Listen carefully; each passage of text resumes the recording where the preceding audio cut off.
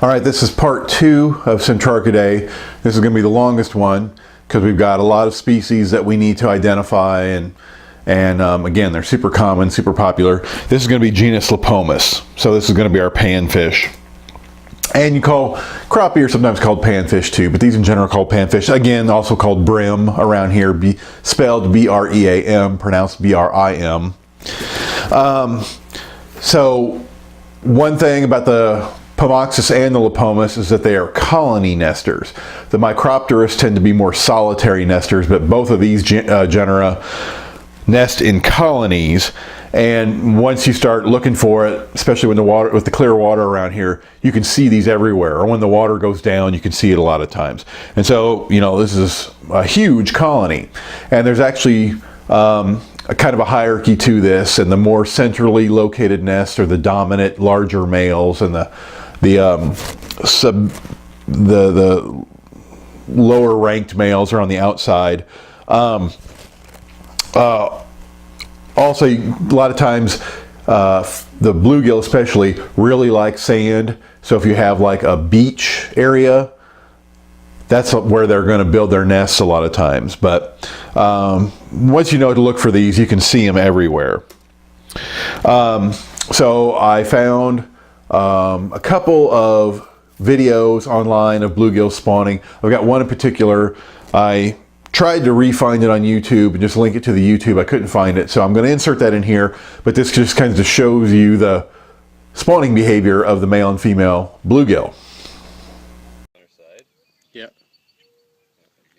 A couple of mating sunfish.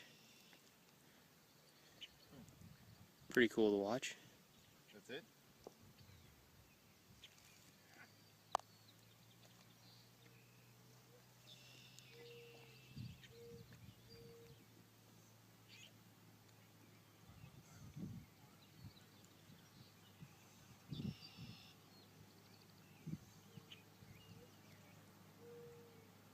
It's cool how the bigger one's fending off all the little fish. They're coming to eat the eggs.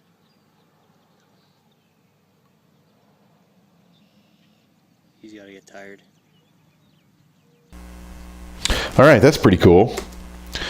So in general, bluegills tend to spawn during the full moon, and they'll start in maybe May here. I don't know if they'll start as early as April, but definitely May, but then they'll go every full moon until like August.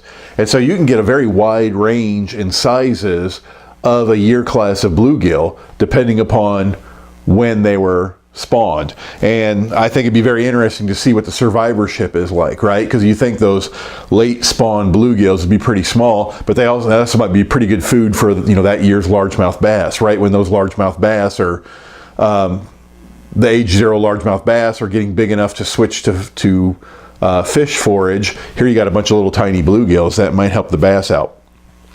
One of the really cool things that's well studied in bluegill is they have very unique reproductive strategies. And the general concept here is called cuckoldry. And a cuckold is a male whose mate is unfaithful. And so that's where they got the name from. And so basically, a lot of this has to do with males stealing a spawn, or a male not doing the work, but still getting to do a spawn. So bluegills are a good example of this. You've got 3 types of males. You've got the parental, and the parental is the cuckold. The parental is the one whose mate is breeding with someone else. You've got the satellites, and you've got the sneakers. And so the parentals are your old, dominant, largest bluegills. And they're the ones that build a nest, court the female, do everything to try, you know, to get that female into the nest and spawn with her. The satellites are intermediate sized males, and the sneakers are the smallest males. And there's some evidence to suggest that maybe there's like a genetic component to this. I don't think it's super clear. I think there's also some evidence that suggests that they kind of progress, like when they're small, the males act as a sneaker, then a satellite, and then they get big enough to become a parental. So I don't know enough about that to talk intelligently, but I know you got these three types. So the parental is the one that builds the nest and courts. The satellite mimics a female, so it's smaller than the male, so it's about the size of a female because we have sexual dimorphism, and its coloration and behavior mimics a female. And so what this does is it tricks a parental male into letting this satellite male into the nest, right? Typically, a male is going to build that nest and then defend it from other males, and any other male gets close, he's going to chase him off. But these satellite males look like females and act like females, and so the male tries to court with them. This allows that satellite male to get in close into the nest. And of course, you know, they don't successfully mate, but he's close enough that when he sees a male and a true female mating, he can run over there, shoot out some milt, and then run off. So it allows him to get close to an actually breeding pair to try to fertilize some of her eggs, again, without having to go and build a nest and court the female. The sneaker is a lot less complex. He just hangs around on the outside. When he sees a male and a female spawning, he just darts in real fast and shoots out some milt and then runs off. And hopefully some of his milt fertilizes some of her eggs and he steals a spawn that way. So there's no complexity here. There's no trying to trick a male. It's just like run in and run out. Okay. So we want to spend quite a bit of time identifying these panfish because, as I said, you're going to run into them, and a lot of people, I think, don't identify these properly, and so I want you guys to be experts and to have a real good idea of how to identify them. So first off, when we talk about panfish, we talk about both crappie and Lepomis, Pomoxis and Lepomis. We talked about how the crappie have a large anal fin with 5 spines. The Lepomis have a smaller anal fin with 3 or fewer spines. So that's how we're going to tell these two genera apart. But you can also look at the mouth, right? The crappies have that big paper mouth, and the coloration is way different. Okay, the most common Lepomis we're going to run into here in Kentucky are the Warmouth, the Bluegill, Redear Sunfish, Pumpkinseed, Green Sunfish, Orangespotted Sunfish, and Longear Sunfish. There are others. They're just not as common. We don't have specimens of them, so we're going to concentrate on these. Okay, Warmouth, we'll start with them. They're pretty easy. They have unique coloration, but they have a mouth for war. They're the only Lepomis that has a tooth patch hung right there. All right, and now you need a little bit larger fish to be able to get your finger in there to feel it, or to feel it with a probe. But that's the easiest thing. They've got a mouth for war. And they also are one of the few Lepomis to have a big mouth that almost looks more like a bass mouth. And so that'll tip you off too. The coloration is something that's pretty unique. And so if you look here, you know, they've got the stripes in the face, but they're darker. They're not blue like some of the other Lepomis. You can see that big mouth. And this guy would have the tooth patch. So that's a Warmouth. There's your tooth patch. You can see it there. If you got a smaller fish, you're going to have to kind of go with coloration. Okay, so now for the rest of our Lepomis, there's a couple of common things that we look at. We look at the pectoral fin, and we look at the gill rakers. And so we start with the pectoral fin. That separates them into 2 groups. And then within each group, we have to use gill rakers to kind of help us suss out who is who. And so when we look at the pectoral fin, we've got 2 types: long and pointy, short and stubby. All right. When we look at the gill rakers, we have 2 types: long and finger-like, short and stubby. So you kind of have this general idea: is it long and thin or short and stubby for both of these? Okay, our long pointy fish are the bluegill, the red ear, and the pumpkinseed. These are the ones that have the long pointy pectoral fin. And so this is a good example of it. Again, you make them salute, and if that fin goes past the eye, that's a long pointy. And it will look, when you see these compared next to each other, it's usually pretty obvious. But this is a pretty good picture of it right here. Here is where he's saluting, and it goes past the eye. So that's going to be a bluegill, pumpkinseed, or red ear. Okay, so how do we tell those three apart then, if you've got that long, pointy pectoral fin? You know, bluegill, super common. They've got vertical bars. They've got, don't really have any coloration on their ear margin. And they do have a big black spot at the base of the dorsal fin. So those combination of factors usually helps identify the bluegill. Also, again, I said you look at the gill rakers. Bluegill have long, thin gill rakers, relatively long and thin. And so here, this is from Fishes of Tennessee. This is showing that long, thin gill raker. Now, your red ear and your pumpkinseed have short and stubby gill rakers. And so one way to think about this is the red ear, we call them shell crackers. They eat mollusks. So they're eating something bigger and more solid. They don't need to filter feed. They need those gill rakers to hold on to the mollusks that they're eating. Whereas a bluegill is picking insects and filter feeding and eating small zooplankton, so it needs the finer gill rakers to filter the water. That may help you. So like I said, the red ear are also called shell crackers. They have really well developed pharyngeal teeth for crushing mollusks. They've got the long pectoral fin, they've got the short stubby gill rakers, but guess what? They have a red ear, and that's usually the thing that gives them away. That red ear tab is always present. I've always seen it, and it's pretty obvious, and none of the other Lepomis really have it. These are going to be the largest in the genus Lepomis. They can get really thick, really bulky. They tend to hang out in a little bit deeper water. The red ear is probably one of the ways that they identify conspecifics. So you can experimentally remove that red ear tab, just like with a pair of fingernail clippers. They don't have nerves there or anything.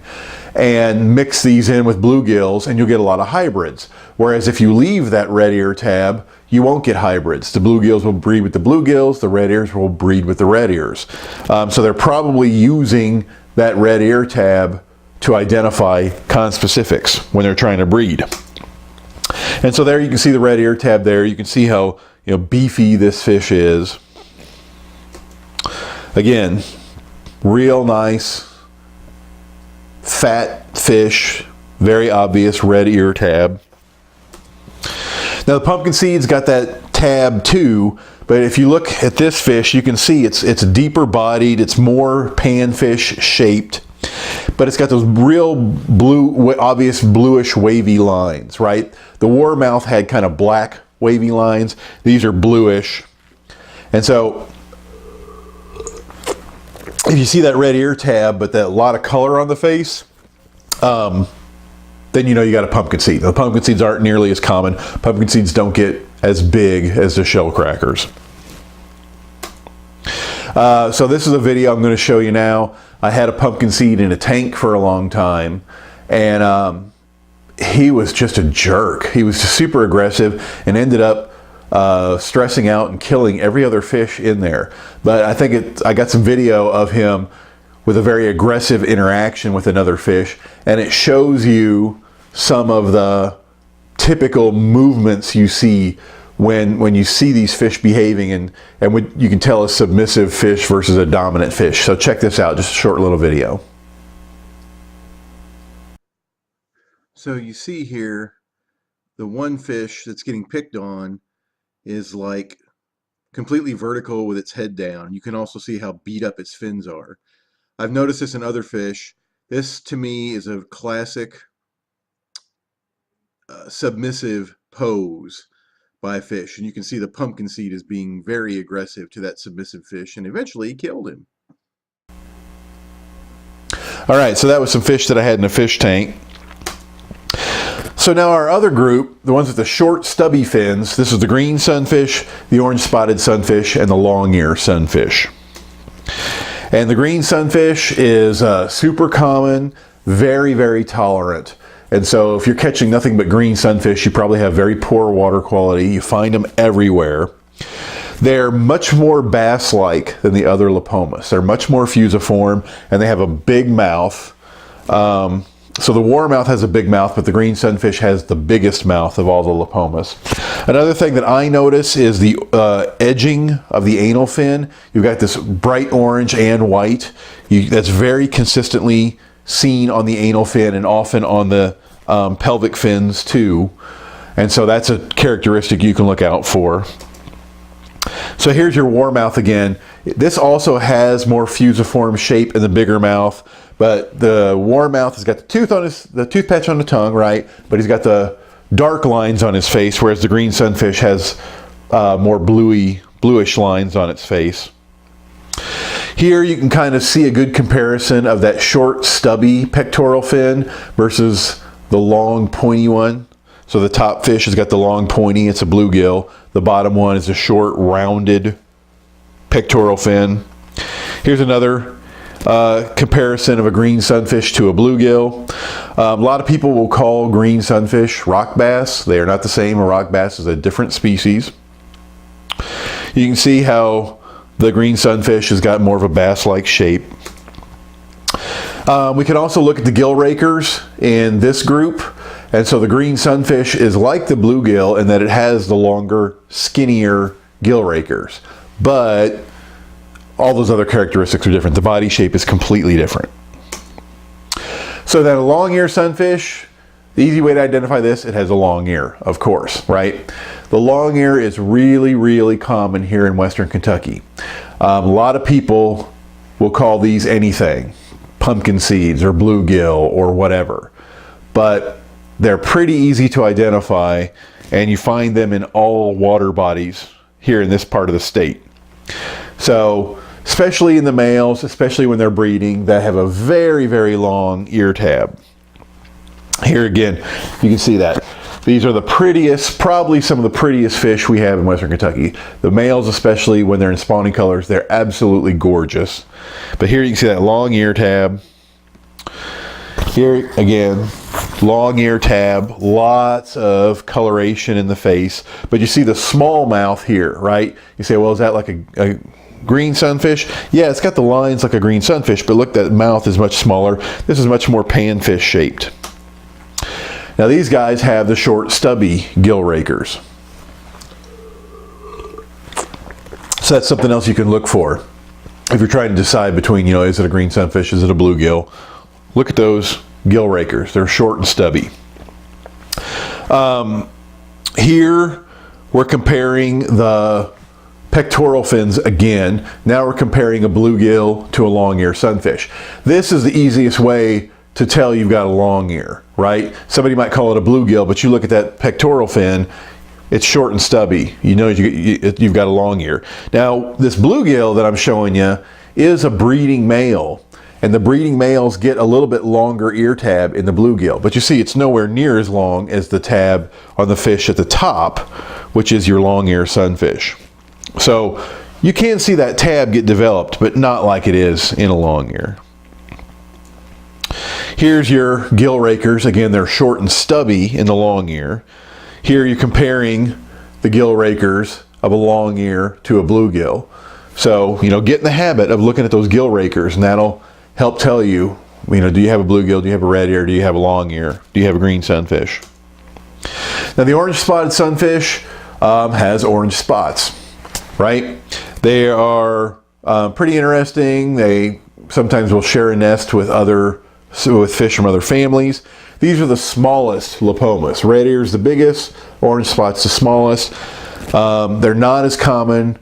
They are a really gorgeous fish, especially again the males in breeding colors. Here you can see the orange spots. A lot of times the males will have this silver fringe to the ear flap, and it's almost like metallic. It's almost like it's reflective. It's really pretty. These guys do great in tanks. They don't get big. They're not aggressive. They keep their color. They're great tank fish. Now, their pectoral fin is considered short and stubby, but I have seen keys that consider their pectoral fin long and pointy. And those keys come from different places, and so there's probably some variation across a gradient from different states. They're kind of a tweener, but in general here in Kentucky we consider these guys to have the short, stubby pectoral fin. Here you've got these guys have the longer, thinner gill rakers. But the orange spots are almost all, in the males and the females, are almost always the giveaway. Okay, so that's a lot, but these are ones that you're going to be dealing with a lot. Let's go over them again. The Warmouth, okay, that's the one we can identify off the top. It's got the mouth for war. It's got the unique coloration. It's got the dark wavy lines. And so we're going to jump down this group here that has the short, stubby pectoral fins. How can we remember which ones have the short, stubby fins, and then by default, which ones have the long, pointy fins? Well, what else has short arms, right? A T-Rex. And so here we have a T-Rex with its short arms, like the short, stubby pectoral fins, but we have this green T-Rex, which has orange spots, and this particular T-Rex has long ears, right? The stupider it is, the more likely you are to remember it. So when you're trying to remember who has the short fins, think of the green T-Rex with orange spots and long ears. Green sunfish, orange spotted sunfish, long ear sunfish have the T-Rex arms. The other ones have the long pointy fins. Not arms, fins. But you get the idea. Okay, last thing we talk about, you see lots of hybridization in the Lepomis. You're going to run into a lot of fish that look like hybrids, and kind of like with the crappie, like your eye will just say there's something funky about this fish. Often you can see characteristics of the two parental species. And so, another reason you have a lot of hybridization is people purposely hybridize these fish and stock them out for particular reasons. They're easy to hybridize. Here, for example, you've got a hybrid between a bluegill and a Redear. I think, no, these aren't the Georgia Giants. I think a cross between a Redear and a green sunfish. They call them Georgia Giants, and they stock them out because those are going to be a bigger fish. You can see how this hybrid in the middle kind of has characteristics of both species. You can see the vertical bars, but it's a big stocky fish like a Redear. Here you've got a cross between a green sunfish and a long-ear sunfish. You can cross any of these Lepomis and it'll take. And yeah, so good luck identifying this. This would be, but again, your eye would look at this and go, this is a weird looking fish. Now your most common hybrid is the bluegill by green sunfish. This is the one that is most successful when it's stocked into ponds. It's easy to raise. It has a lot of the characteristics people want. So a lot of fish farms will raise the green sunfish by bluegill hybrid. A lot of times when people talk about hybrid sunfish or hybrid brim, this is the hybrid they're talking about. If you do it right, like 97% of the offspring are male. And so you can limit the reproduction, which is why they're popular to be stocked in ponds, because they won't reproduce, but you'll get that hybrid vigor and they'll grow very big. I have fished ponds with big hybrids. They are a ton of fun on a fly rod. All right. Now, if you look at this, can you see characteristics of both of those species, right? You can kind of see the vertical bars, and you can kind of see a little bit of the bluegill shape, but look at that anal fin. You see that orange and whitish trim on the anal fin, and also the pelvic fins. That's a green sunfish characteristic, and that is very typical of the hybrids. Look at how the mouth is often the giveaway. The mouth is a lot bigger than a typical bluegill mouth. The pectoral fin is kind of weird shaped, right? It's halfway between the two. So that's the best I can tell you, if you see something that clearly has characteristics of both parental species, call it a hybrid. A lot of people will just call everything a hybrid, and I don't think there's that much hybridization. You need to be good at identifying the pure species, and that'll help you identify the hybrids. This is one that a student caught, and they sent me a picture because they were like, hey, this looks crazy. You think this is a hybrid? And I'm like, yeah, it sure does. That really does look like a green sunfish red ear hybrid, right? You can see that red ear tab. The only fish that's got that is a red ear, but this is not shaped like a red ear. That mouth is not like a red ear.